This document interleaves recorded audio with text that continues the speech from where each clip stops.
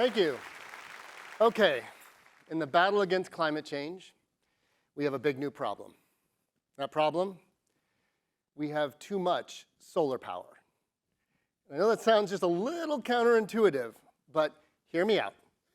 In California and a number of other states, we generate more solar power during the day than we use. California has so much extra that we often have to pay other states to take it from us. Now look, at night, we have the opposite problem. You all get home, and you turn on your lights, and you turn on your air conditioning, you turn on your TVs, and you throw in the laundry, and you put on your dishwasher, and a huge surge in demand for electricity, right when all of those great solar panels go offline and the sun goes down.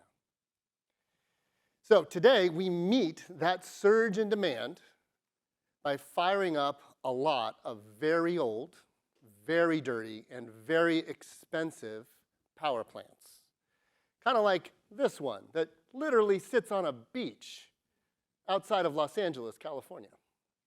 So we got to solve this.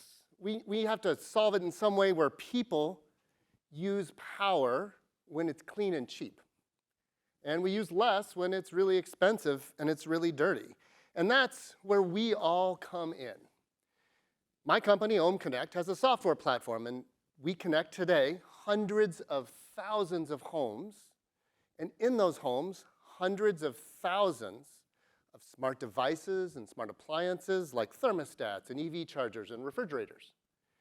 And when the grid needs help, we get the signal, and we reach in quietly and we reduce the amount of energy being used by those devices and those homes.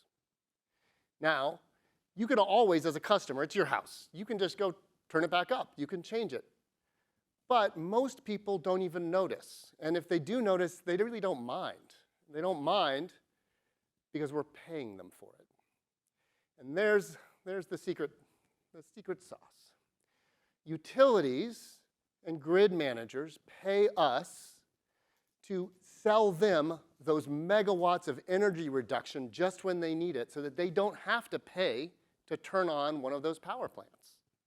It's a big win, and it's absolutely the kind of breakthrough that we need, because this is what we call a virtual power plant. And really all that means is that instead of turning on one of those physical power plants, we can get the same impact by touching thousands, millions of homes quietly and getting the demand reduction. So this isn't just a concept that we talk about. We've been put to the test. So let's see, about last year, Labor Day weekend, we had an enormous heat wave. It was probably the worst heat wave in recorded California history. We actually set the record in California for the hottest September temperature ever recorded on planet Earth. So what happened? Well, air conditioning went through the roof, and demand for electricity soared, and we just broke every record on that front until there was no more records to break because there was no more power. And state officials said, look, we're going to have rolling blackouts. They're imminent. But we didn't. The power stayed on. And the power stayed on because of us. Because people reduced their energy use by just enough to keep the grid stable, and they got paid for it. In fact, OhmConnect customers reduced 1.5 gigawatt hours of electricity just over the few days of that heat wave. That's a lot of power. It's like turning off the entire city of San Francisco for 2 hours. And our customers, they got paid $2.7 million.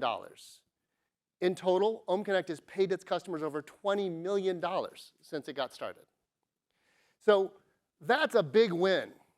But keep in mind, underneath that are lots of people, individuals making individual decisions. And so I want to note Irene. Irene is a single mom, 2 great kids, joined OhmConnect in 2021. So look, Irene, she loves that she's doing the right thing for the environment. It's great that she's making a couple of extra dollars. But her big issue is the bill. Her bill was too high. It was out of control. It was unpredictable. She actually referred to her utility bill as the most opaque financial relationship in her life.